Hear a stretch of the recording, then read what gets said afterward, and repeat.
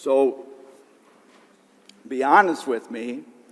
How many of you read the gospel beforehand, or you were reading along as I started, and you were silently hoping that I would pick the shorter version? Because the shorter version was allowed. And if I'm honest with you, I kind of wanted to pick the shorter version. But you guys all know how mean Father Damien is. No. I chose it because it's such a challenging message, and I think it's really important for us to hear at this time. Because at least for me, I often want to do the bare minimum. Right? I want to check the box. And we need to be reminded. Because often we're like, well, I'm following the rules. Isn't that enough? And I think the answer, in short, is no.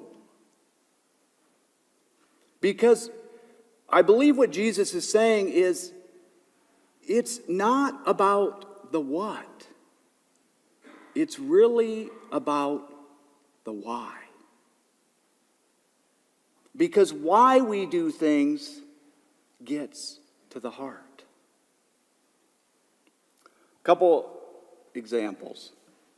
So, I don't know if this happens to you, but sometimes when I'm driving on the interstate or on the highway, and I might be going a little bit over the speed limit, and I see a patrol car, like without even thinking, I slow down. Because I don't want to get a ticket. I don't want a fine. I don't want my insurance to go up. But when I'm driving to Cabrini each day for work, there's about a 3-block stretch where I always go under the speed limit. It's because it's by a school, and every day I see kids going across the street, and I want to do my part to keep them safe. Now keep in mind, it's the same behavior, slowing down, but for a very different reason, a very different heart. I don't know about all of you, but I am really inspired by the young adults at Cabrini. They come here and worship with us and serve on our alpha teams and participate in things. It's just really encouraging. And I don't know about their past experiences. But my guess is that for many of them, like for many of us, at one point they came to church and they participated in the parish activities because they had to. And now they do it because they want to.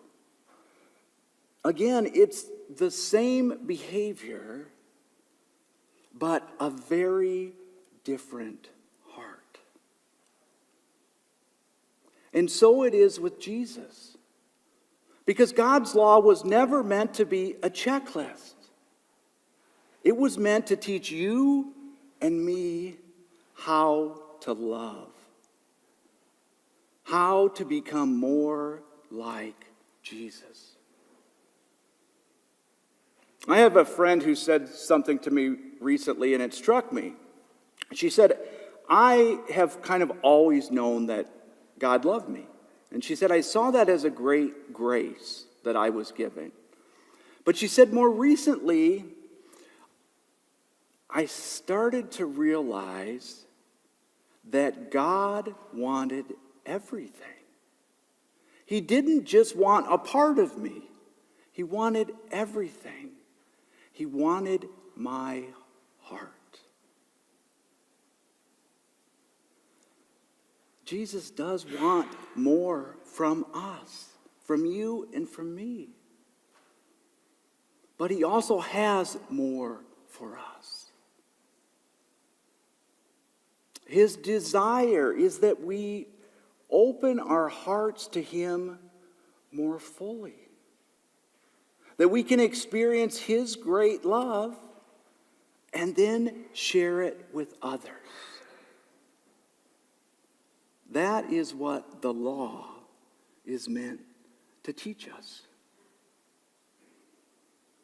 But it's really challenging. When you read this passage, it feels impossible.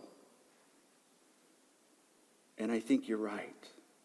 It is impossible unless we open our hearts up to God, who makes the impossible possible. So, my friends, Lent is just around the corner, several days away. And keeping in mind that it's not about the what, it's more about the why, I would like to propose to do something with all of you. So even though he's really mean, he and Father Rodney at Mary Magdalene have purchased a parish subscription to the Hallow app. Now, the Hallow app is the #1 prayer app in the world, and many of you, I know, are already using it. And generally, it costs money. But because we have a parish subscription, it costs nothing. So every day during Lent, they have this thing, it's called Pray 40. It's a prayer challenge.